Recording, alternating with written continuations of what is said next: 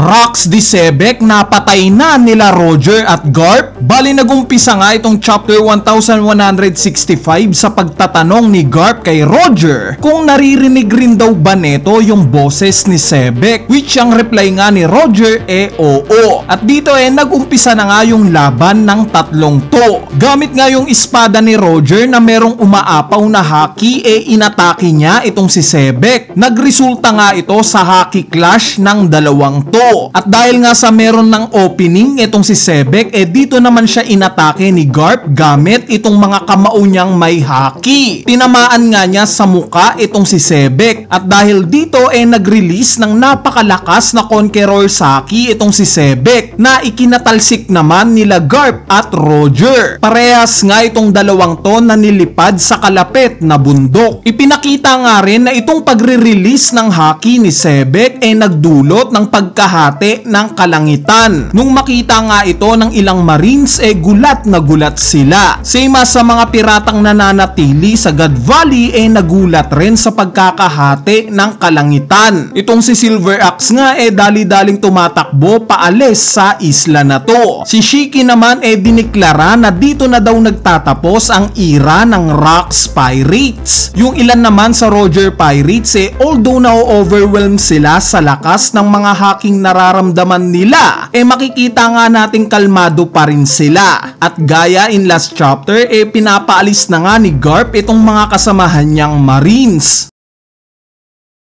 Mabalik nga kila Roger at Garp parehas nilang tinawagan yung mga comrades nila at parehas nilang inassure yung kanya-kanya nilang unit na babalik daw sila. Pagtapos nga ng pagtawag na to hinubad na nila yung mga jacket nila. Nabanggit nga ni Garp na originally daw ang plano niya sana hulihin at ikulong itong sila Sebek at Roger. Pero mukhang hindi na nga daw ito matutupad pa. Si Roger naman nabanggit na hindi rin daw niya plano na labanan itong si Sebek. Originally nga daw plano lang niyang iligtas si Shaki at kunin yung mga treasure sa God Valley. Aalis na nga daw sana sila pagtapos neto. Pero ngayon nga mukhang magkakampihan pa nga daw sila netong si Garp. At dito muli ngang nagpatuloy yung laban nila kay Sebek. Inatake nga ni Sebek si Garp na mabilis namang nakailag. At dahil dito nag-counter attack si Roger habang nakatalikod itong si Sebek. Ang naging resulta nga neto nasubsob si Sebek sa pader. Kaya naman hinawakan nga bigla ni Garp itong paa ni Sebek at hinampas pa ulit ito sa pader na sinundan naman ng isang slash attack netong si Roger. Sa kabilang banda naman biglang ipinakita itong grupo nila Rayleigh. Same as last chapter akay-akay pa nga rin niya itong si Shaki. Ipinakita ngang nag-aalala pa rin si Rayleigh sa kalagayan netong si Roger. Ramdam nga niya nakakaiba daw yung haki ni Sebek. Maya-maya nga sa pagtakbo nila biglang sumulpot itong si Gloriosa. Nagpaalam nga siya kay Scupper Gaban na makikisakay daw siya sa barko nila paalis sa God Valley. Ikinagulat nga lang ito ni Gaban.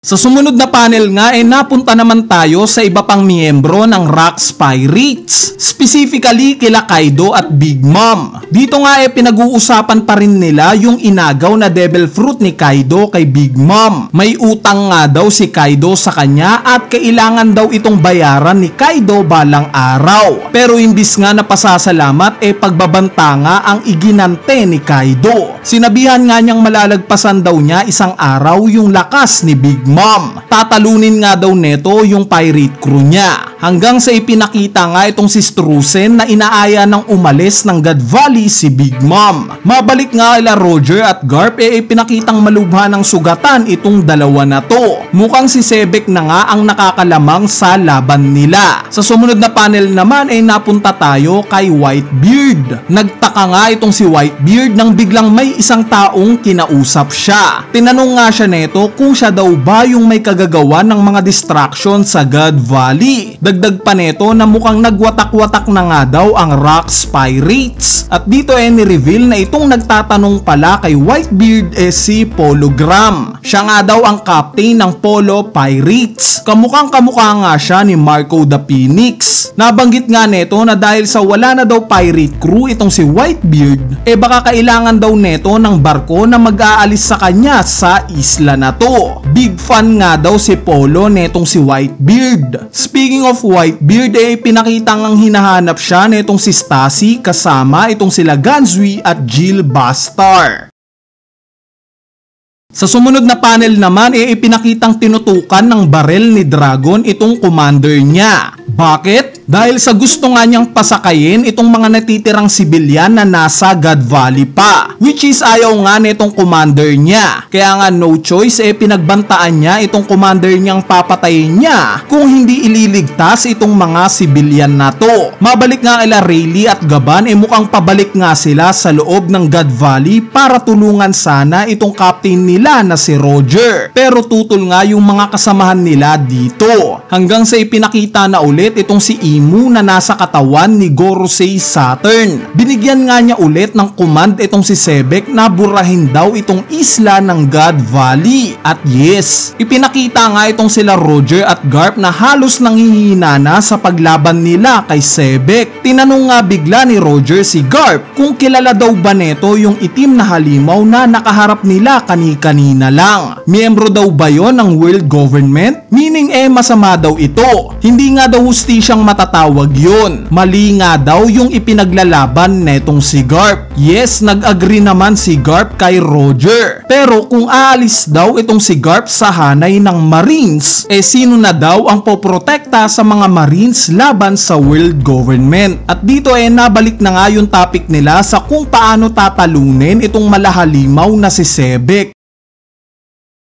Although may King Saki nga daw, yung mga ipinang-aatake nila kay Sebek nawawalan daw ito ng kwenta. Since gumagamit rin daw ng King Saki si Sebek pang depensa. Maswerte nga raw sila dahil yung mga atake ni Sebek armament haki alone lang. Kaya naman nagsuggest nga itong si Roger kay Garp na para matalo daw itong si Sebek kinakailangan nila ng isang malakas na atake. Pagsamahin nga daw nilang dalawa yung Conqueror Saki attack nila. Nang sa ganon mababasag daw nila itong depensa ni Sebek. Pero medyo hesitant nga itong si Garp sa idea na to. Since once na mabuhos na daw nila itong atake na to at buhay pa itong si Sebek, paniguradong mamamatay daw sila ni Roger. Sobrang risky nga daw netong pinaplano ni Roger. Though ganito nga pumayag rin naman si Garp sa huli. Kaya naman nagready na nga sila sa plano nilang to. Habang nagre-ready nga ipinakitang umiiyak itong si Sebek. Nabanggit nga ni Roger na hindi daw niya alam kung paano o ano ang nangyayari ngayon kay Sebek. Pero ang alam daw niya nagsisisi ng husto itong si Sebek. At dito umatake na nga itong dalawang to. Si Garp nga umatake ng Infinitum Explosion. Si Roger naman umatake ng Wise Man of Flame God. Sa atake nga ng dalawang to ipinakitang dahang-dahang nalulusaw itong si Sebek. Habang nangyayari nga ito nagsasalita yung narrator. Patungkol nga ito sa ligasiya netong si Sebek at ng Rocks Pirates niya. Additionally ni-reveal nga na itong buong insidente daw na God Valley incident buburahin daw ng world government sa history. Yung pagkabuwag nga daw ng Rocks Pirates ikakagulat ng buong mundo. At dito na nga daw mag-uumpisa ang panibagong era. At yes, dito na nga nagtatapos itong chapter 1165.